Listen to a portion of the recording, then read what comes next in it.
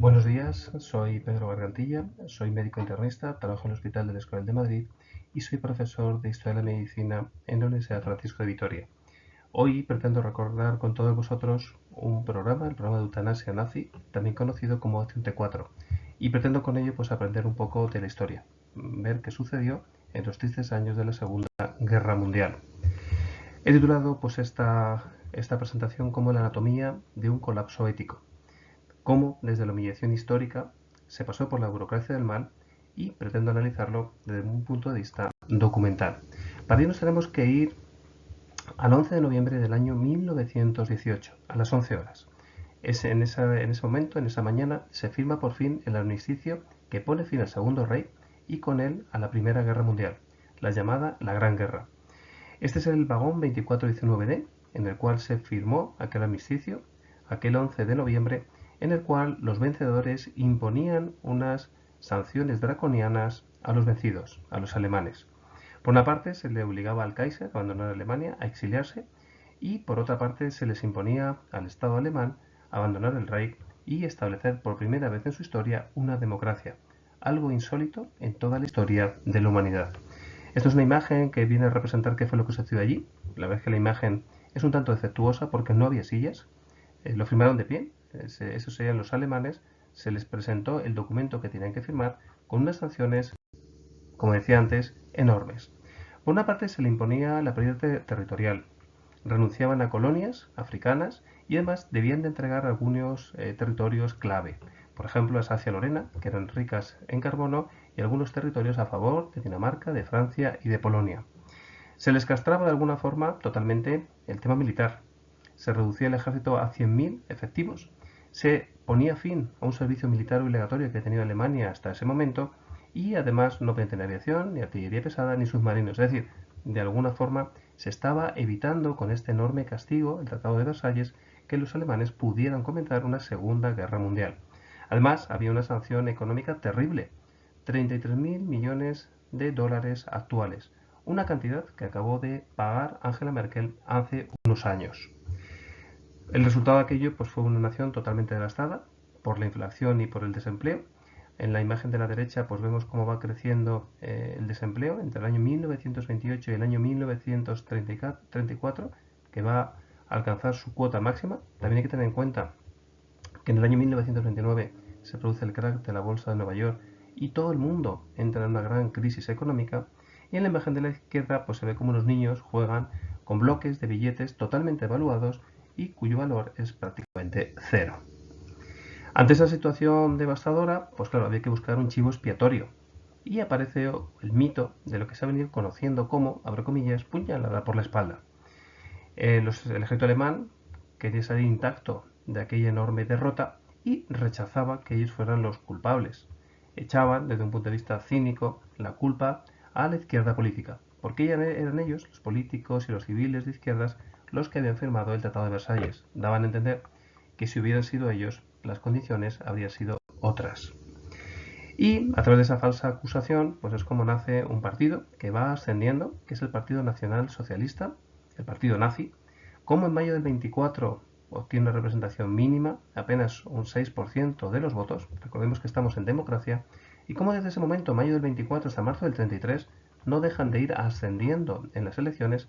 También es llamativo el número de elecciones que van a tener lugar. Esto nos pone de manifiesto pues la enorme inestabilidad política que reinaba en la Alemania del periodo entre guerras. Y por fin, en marzo del 33, consiguen alzarse con una victoria. No consiguen la mayoría absoluta, van a tener que formar una coalición en el Reichstag, pero ya tienen casi el 44% de los votos.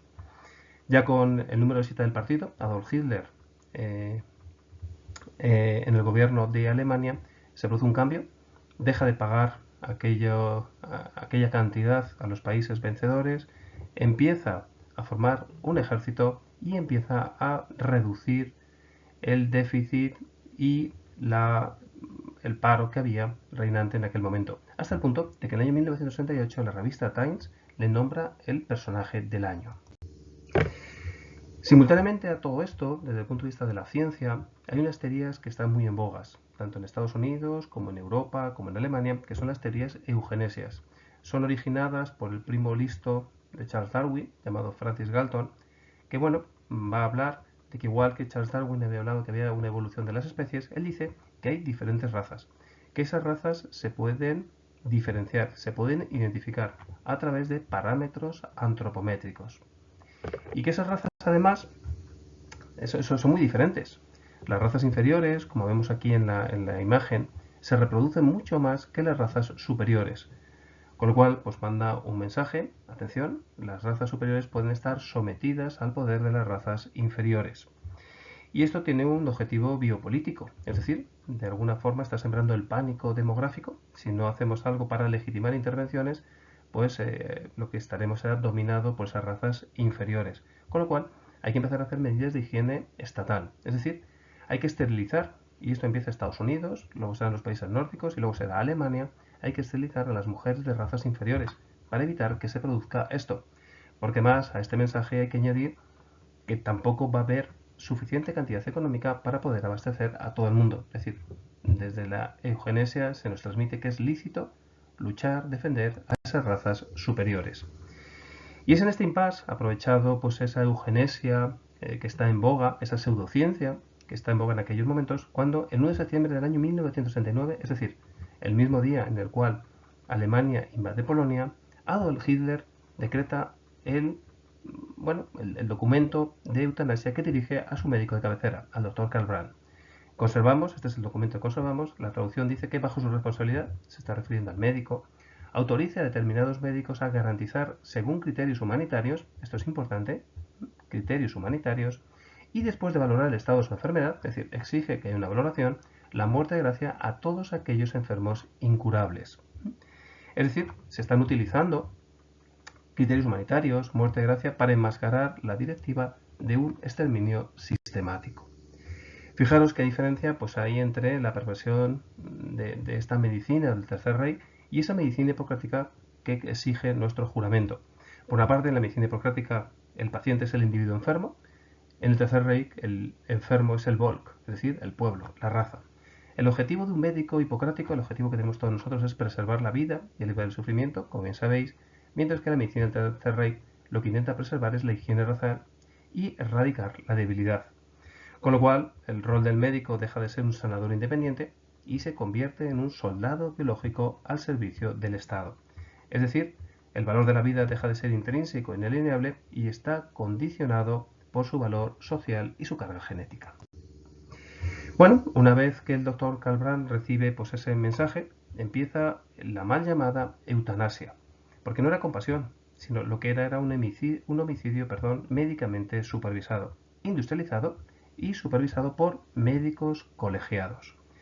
Aquí, bueno, el objetivo, a través de la burocracia, pues es acabar con aquellas vidas de aquellas personas que tienen enfermedades crónicas y que no son productivas. ¿Cómo se lleva a cabo el proceso? Pues básicamente en dos pasos. Un primer paso, que es la recolección de datos. Se habla con médicos de atención primaria, con médicos de especializada, de instituciones psiquiátricas especialmente, y se les incita a rellenar rigurosamente un protocolo. Imaginamos que algunos de ellos no quisieron participar, pero bueno, se les dijo, esto simplemente es un protocolo en el cual debe de constar la edad, el diagnóstico, el pronóstico, y bueno, tú verás, si no participas con nosotros en este protocolo, quizás tu puesto de trabajo peligre. Aquellos médicos los rellenaban y enviaban aquellos protocolos a la calle Tiergarten número 4 en Berlín. Allí está todo centralizado, en el cual pues había un tribunal de 3 médicos psiquiatras que valoraban todos aquellos informes. Si ellos decidían, o los 3 o al menos 2, que aquella persona debía de morir, pues se activaba el Acción de 4. Se ponían en contacto con las familias, se les indicaba que su paciente había sido seleccionado para recibir un trato sanitario en instituciones sanitarias que había por todo Austria y en Alemania.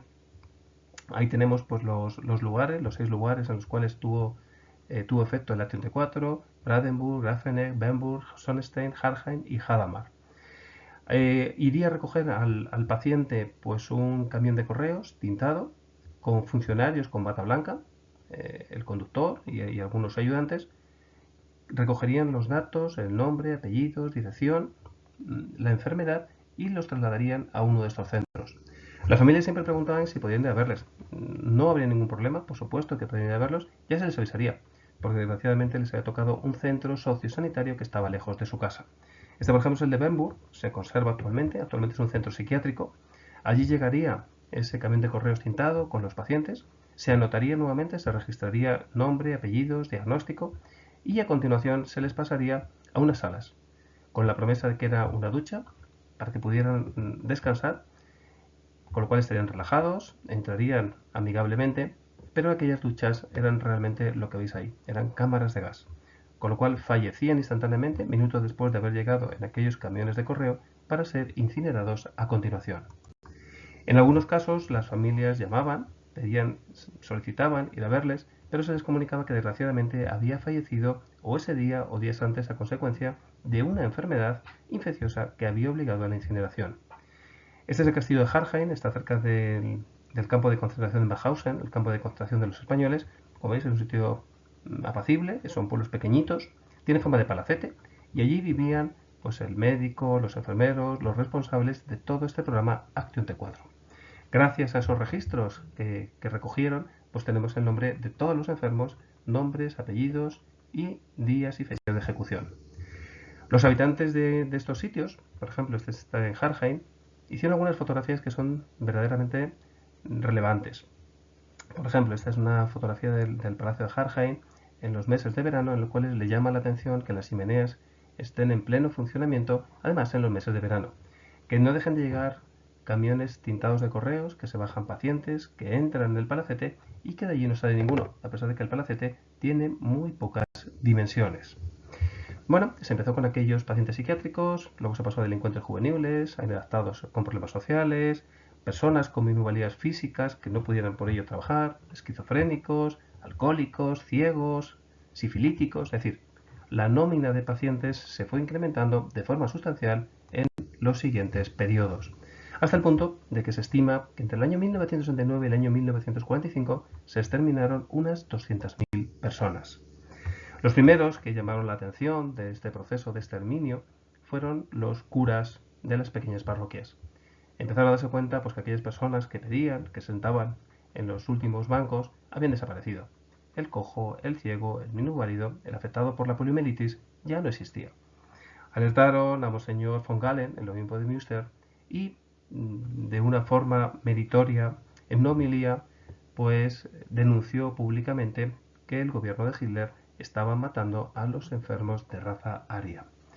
Motivo por el cual pues, tuvo que interrumpirse, al menos de forma pasajera, todo el Acción T4, pero bueno, al ver que no pasaba nada, se reanudó poco tiempo después. Se reanudó con carrerilla, fue la fase 2, la que se ha conocido con el nombre de eutanasia salvaje. Continuó hasta el año 1945 y en esta eutanasia salvaje ya se utilizaron no solamente el gas, sino barbitúricos, morfina, escopolamina e inyecciones de aire. Se calcula que en esta segunda fase, la eutanasia salvaje, conllevó el exterminio de otras 110.000 personas. Bueno, aquellos médicos pues tuvieron que rendir ante la justicia en los famosos juicios de Nuremberg, el juicio a los médicos.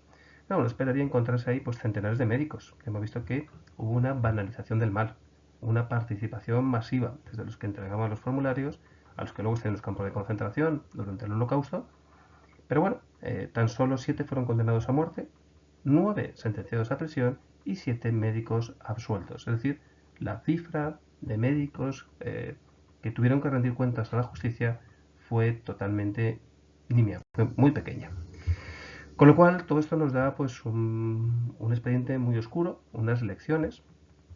Por una parte, nos da como una nación que ha sido devastada, con una hiperinflación, está dispuesta a buscar chivos expiatorios. Como hay una pseudociencia que es legitimizada por los gobiernos. Decía antes que todo esto empieza en Estados Unidos, también en los países nórdicos y en Alemania. Y bueno, esa eugenesia pues otorga una coartada objetiva a esos prejuicios raciales. Se crean cátedras de higiene racial. Y como luego hay una distancia burocrática, es decir, como un paciente, como una persona, se le convierte en un simple formulario. Y esto, de alguna forma, pues permite a esos médicos eludir la empatía y la responsabilidad moral. Con lo cual, en esencia, lo que en la historia de la Acción T4 nos dice es que la bata blanca pesa mucho. y debemos de evitar quitarnos la bata blanca y ponernos la bata negra, porque los médicos nos pusimos la bata negra durante ese periodo de la historia que hemos conocido como Acción T4, el periodo más negro de toda la historia de la medicina. Esta infografía pues resume un poco pues ese camino hacia la deshumanización, esa puñalada por la espalda, esa justificación de la eugenesia, una sanción económica devastadora, militar, y cómo surge en ese momento de enorme crisis moral, económica y social, surge el Partido Nacional Socialista. Eso es todo, espero que os haya gustado este recordatorio de lo que fue la mal llamada eugenesia nazi. Muchas gracias.